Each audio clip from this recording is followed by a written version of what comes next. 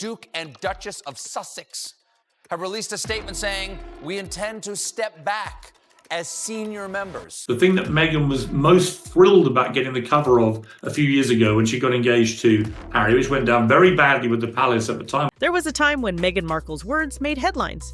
Her calm, thoughtful interviews got people talking. But that moment may have passed. This week, Stephen Colbert, a comedian who once supported her, made jokes that didn't just poke fun, they hit hard. If you are a watcher of the royal family and you like secrets, you might want to sit down because this is a doozy. Meghan Markle has finally revealed why she and Prince Harry call each other M and H. And what he said made people wonder, has Meghan lost the trust of her audience? Colbert didn't sound angry. He sounded disappointed, and when someone like Colbert starts laughing at you instead of with you, it changes everything. The couple's statement, they're withdrawing from some of their official duties and now plan to balance their time between the United Kingdom and North America. I say welcome, Meghan and Harry. Meghan's story used to feel powerful and important, but now more people are starting to question it. On behalf of all former rebels against the British crown, you're gonna love declaring independence. It comes with free speech and unlimited breadsticks. What changed? Why did this happen now? And what does it mean for her future? Let's look at how one late-night joke may have started the biggest shift in Meghan Markle's public image yet. Us dating, when everything was in code, I couldn't tell anyone who I was dating and who was keeping the secret, so I think we were just on a letter basis. It all started with two simple letters, M and H. Meghan and Harry used them as sweet nicknames for each other. But when Stephen Colbert joked about them on his show, everything changed. He didn't just laugh at the names, he used them to question the whole image Meghan and Harry had built. I get it. In the 80s, I dated a very famous woman whose identity I will never reveal and only ever refer to her using our secret nickname, Prime Minister Margaret Thatcher. The audience laughed, social media blew up, and suddenly, something that was meant to feel private and special turned into a joke. This moment felt different because of who Colbert is. He's not a tabloid reporter or someone who usually attacks celebrities. He's known for being fair, funny, and thoughtful.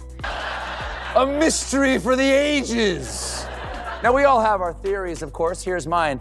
I assumed it was for the obvious reason. M is the 13th letter of the alphabet, and H is the 8th letter of the alphabet. 8 plus 13 is 21. 21 was Deion Sanders' number. In the past, he had defended Meghan against harsh press and unfair treatment. So when he made jokes about her now, it meant more. It showed that even people who once supported her were starting to have doubts. The M and H joke wasn't really about pet names. It was about how Meghan and Harry present themselves to the world. Colbert was saying, "This feels too planned, too perfect." And that hit hard. Meghan has worked hard to seem open and honest, but if people think she's acting, not sharing, it changes how they see her. How they light up each other's lives. Wow. The internet reacted fast, videos of the joke went viral, people made memes. Fans started to feel unsure. Some who always defended Meghan stayed quiet. Others said they felt disappointed. It wasn't just one joke. It opened the door for more questions. Are Meghan and Harry being real, or is everything they do part of a brand? And that's the real danger. If people stop believing you, it's hard to win them back. There was an interview from February that aired 2 days ago. Everyone, and I can't believe I'm one of the every, is still talking about Oprah's exclusive sit-down with the Duke and Duchess of Netflix. In just one night, Colbert turned two little letters into a sign that maybe, just maybe, the public is starting to tune out. Meghan's biggest strength, her story, now felt like a script. For years, Meghan was praised as a strong voice in a traditional world. She spoke about struggles, racism, mental health, and life behind palace walls. Her fans saw her as brave and real. She gave powerful interviews and appeared on respected platforms like Oprah and Netflix. But over time, people started noticing a pattern. And the monarchy, and every time they try and do something else, nobody cares. No one cared about their podcast series. Nobody cared about the Polo series recently. Nobody cared about any of it. All they want to hear is the dirt. Every time Meghan shared something personal, it seemed to come with a business move. A deal, a launch, a new brand. Colbert didn't invent this idea. He just gave it a voice. In his monologue, he made fun of how polished and dramatic the Meghan and Harry docuseries looked. The lighting, the music, the pauses, it all felt like a movie. And when he copied Meghan's serious tone and mocked the overly produced style, people laughed because they recognized it. they'd seen it too. It wasn't the story that felt wrong, it was how it was told. Windsors were blindsided because they thought at worst the interview would make them look out of touch. Because if there's one thing a palace surrounded by iron spikes looked like before... Even fans started to ask, is this about healing or about selling? That shift in thinking is dangerous for someone like Meghan, who relies on being relatable. Once people feel like they're being sold a story, not told one, they disconnect. Colbert didn't attack Meghan's feelings. He questioned the presentation. He made people think twice about the message behind the message. And in that moment, Meghan went from being seen as raw and honest to overly controlled. Members of the royal family of being racist. Tough charge. I'm sure that made their hackles rise. One of the signs of inbreeding is a risen hackle. When your biggest strength becomes your weakness, it's hard to fix because you can't just tell people to believe again. You have to show them something real. That's where Meghan now finds herself, trying to prove her story is still true without looking like she's just following a script. Piers also responded to Meghan Markle's very personal revelations about what she went through at Buckingham Palace. Meghan has, within this interview, said it got so bad that she was suicidal. I'm sorry, I don't believe a word she says. After Colbert's jokes aired, the internet exploded. Not just with criticism, but with jokes, memes, and side-by-side comparisons. TikToks copied Meghan's voice, tweets replayed Colbert's punchlines. It wasn't just that people were laughing, it was who was laughing. Even people who used to defend her were quiet. Influencers, reporters, and public figures who had once supported Meghan didn't rush to her side this time. And that silence spoke loudly. When you go from being defended to being ignored, something has shifted. People weren't angry. They were done. Meghan had been in the spotlight for years, and her story had been told many times in many ways. The public had followed her from palace to podcast to Hollywood. But now, it seemed like they had heard enough. Just went like king, queen, prince, princess, jack of spades, boy wizard, dukes of hazard. When Colbert made his jokes, he wasn't just criticizing Meghan, he was reflecting what many people had started to feel but hadn't said out loud. That's what made the moment so powerful. It wasn't just about one monologue, it was about a growing feeling that the audience no longer felt connected. Her story, once emotional and moving, now felt overused. Not because it wasn't true, but because it felt too polished. And when people stop feeling connected, they stop caring. That's the real risk for Meghan now. Not hate, not scandal, just being ignored. Because in today's media world, being forgotten is worse than being attacked. Colbert didn't stop at jokes about nicknames or interviews. He went after the whole style of Meghan and Harry's public appearances. He mocked how dramatic everything looked. The slow motion shots, the lighting, the background music, it felt more like a movie than real life. And the crowd laughed because they agreed. People had noticed it too. What was supposed to be real and honest now looked like a carefully directed show. And that's the problem. The more produced something looks, the less real it feels. Meghan's message was always about being open and showing what's really going on. But when you use studio quality lighting and music to tell your story, people wonder if you're trying too hard. Colbert pointed that out in a funny way, but the impact wasn't funny at all. It made people start to question everything else she's done. Every tear, every pause, every quiet moment in an interview. Was it real or was it planned? That's the power of a single joke. It can make people rethink the whole story. Meghan's team probably thought they were telling her truth in a beautiful way. But when you add too many layers, people stop seeing the truth. They only see the layers. And that's what Colbert made fun of, the gap between the message and the method. If you say you're being real, but everything looks staged, people stop trusting you. Meghan's docuseries might have meant a lot to her, but to the public, it started to look like a trailer for a life, not the life itself. Behind the scenes, people said Meghan was upset. And it's easy to see why. Colbert wasn't just another critic. He had supported her in the past. He had taken her side when the press was harsh.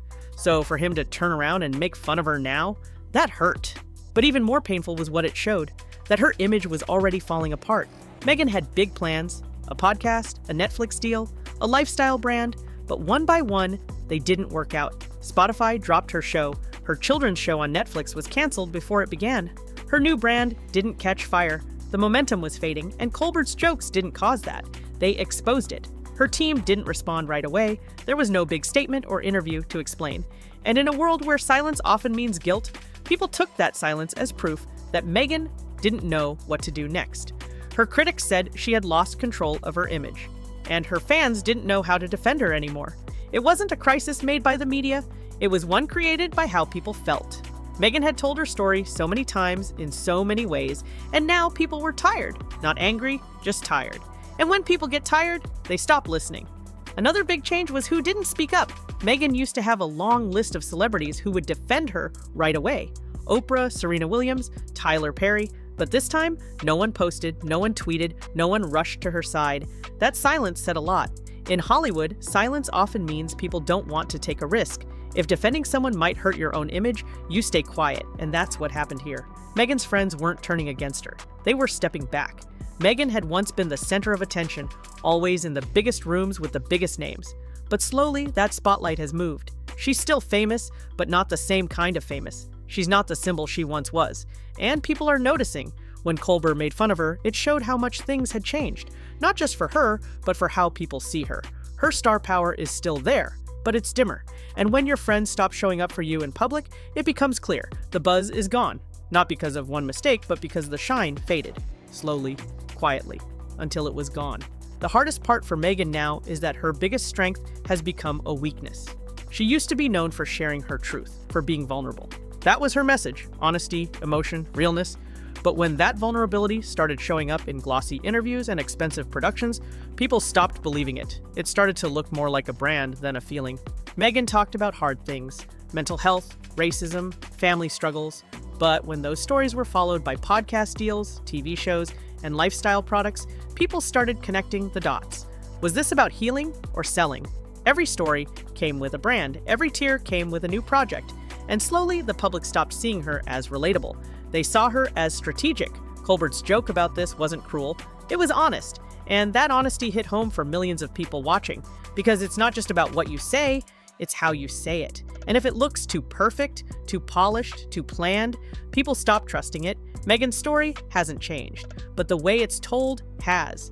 And that changes everything. Now, Meghan is in a tough spot. She still has the spotlight, but the crowd isn't cheering the same way. The story that once inspired people now makes them roll their eyes. Not because they don't care, but because they've heard it too many times. She's told it in interviews, on podcasts, in documentaries. And every time, it sounds the same. People want something new, something real, and if she can't give them that, they'll stop listening. Colbert's monologue didn't end her story, but it may have ended the version people were willing to hear. Meghan doesn't need to be perfect. She doesn't need to cry on camera. She just needs to be honest in a way that doesn't feel staged. If she can do that, she might win people back. But if not, the spotlight will keep fading, slowly but surely. Stephen Colbert's jokes weren't just funny.